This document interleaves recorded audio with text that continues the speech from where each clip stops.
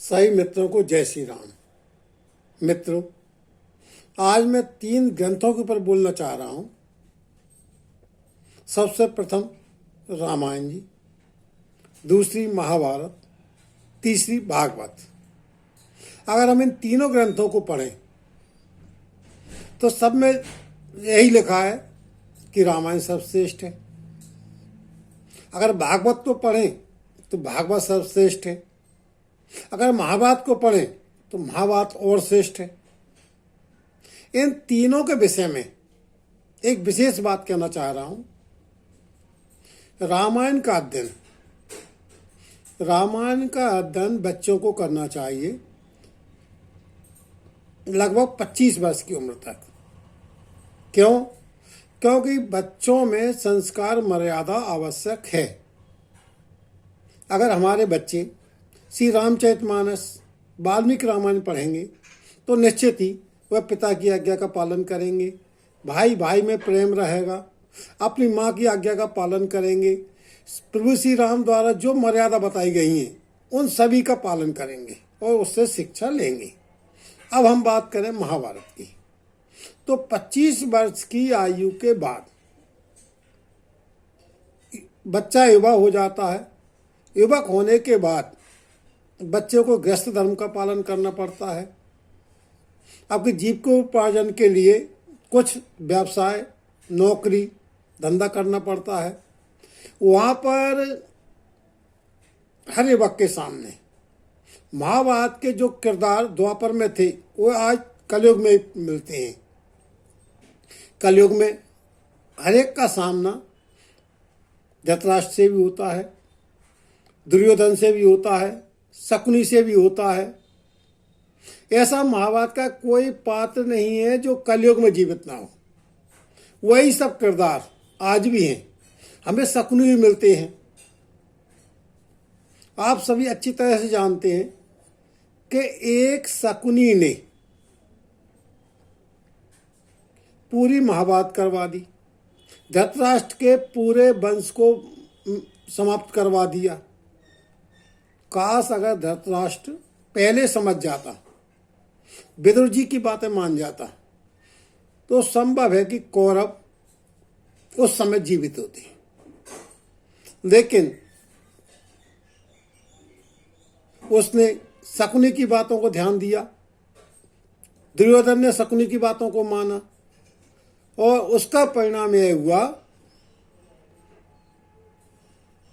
कि कौरव और पांडव दोनों से अक्षौणी सेना समाप्त हो गई। अब हम बात करें भागवत जी की, तो क्या है, भागवत जी एक भक्ति का ग्रंथ है। भागवत जी में क्या है कि हमको है ना, जब हम गृहस्थ जीवन से निवृत्त हो जाएं उसके बाद हमको चाहिए भक्ति। तो भागवत से होती है भक्ति और ज्ञान की प्राप्ति। तो हमको 60 साल के बाद लगभग जब हम गृहस्थ जीवन से निवृत्त हो चुके हों, हमको भागवत का अध्ययन करना चाहिए। क्योंकि भागवत से अंत समय में भक्ति और ज्ञान प्राप्त होता है। अब मैं कुछ और कहना चाहूँगा। आप रामायण जी में देखते हैं कि रामायण जी में सबसे पहले आती है मंथरा, जो कैकेयी को उकसाती है, राम राज्य नहीं होने देती। कैकेयी प्रसन्न होकर मंथरा को हार भेंट करती है और सबसे शुभचिंतक उसी को मानती है। और उसी मंथरा के कारण दशरथ जी समाप्त हो जाते हैं। राम राज्य की जगह चक्रवर्ती सम्राट राजा दशरथ की गद्दी शून्य हो जाती है। उस पर प्रभु श्री राम की पादुका बैठाना पड़ती है। आज भी हर घर में मंथराएं। मेरा निवेदन है आप सभी से कि इन चुगलखोर मंथराओं से सावधान होकर रहें। अगर वो आज आपसे कुछ चुगली कर रही हैं तो निश्चित ही कि कल वो आपकी चुगली दूसरे से करेंगी और उससे पूरे के पूरे वंश समाप्त हो जाते हैं।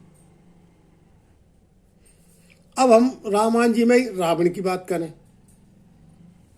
तुलसीदास जी ने एक सुंदर चौपाई लिखी है, सचिव वेद गुरु तीन जो प्रिय बोलई बेयास, राज धर्म तन तीन कर होई बेगही नास। रावण के भय से उसके सचिव सब उसकी ठकुर साथी कहते थे। अगर किसी ने सत्य बोलने का प्रयास भी किया, जैसे माल्यवंत जी, विभीषण जी, तो उनकी बात को दबा दी गई। और जो हामियां मिलाने वाले थे, जो झूठी तारीफ करने वाले थे, मात्र उन्हीं की सुनी गई। उसके कारण रावण अपने कुल खानदान सहित समाप्त हो गया। रावण के विषय में कहा गया है, 1,00,000 पूत 1,25,00,000 नाती, जाके घर में दिया न बाती। तो जो स्वार्थी लोगों की सुनता है वह समूल नष्ट हो जाता है, और वह तो नष्ट होता है, जो कहने वाला है वो भी नष्ट हो जाता है। इसका साक्षात उदाहरण है लंका पति रावण का वंश। इसलिए हमको कहा, ऐसे व्यक्तियों से हमेशा दूर रहना चाहिए। इसी प्रकार महाभारत में हुआ, सबने शकुनी की सुनी, धृतराष्ट्र ने शकुनी की सुनी, दुर्योधन ने शकुनी की सुनी। अंत क्या हुआ? अंत में मात्र 5 पांडव और 2-3 कौरव कुल के जीवित रहे, बाकी सब समाप्त हो गए। इसलिए हमें इन ठकुर स्वातियों, चुगलखोरों से सावधान रहना होगा। इस कलयुग में शकुनी, दुर्योधन, दुशासन, धृतराष्ट्र आपको बहुत मिलेंगे, और ठकुर स्वाति बहुत मिलेंगे। हमें इन सब की बातों से न सुनकर अपने विवेक का उपयोग करना पड़ेगा, और ऐसे व्यक्तियों से हमेशा अपनी दूरी बनाकर रखना होगा। तभी हम अपना जीवन सार्थक बना पाएंगे। जय श्री राम।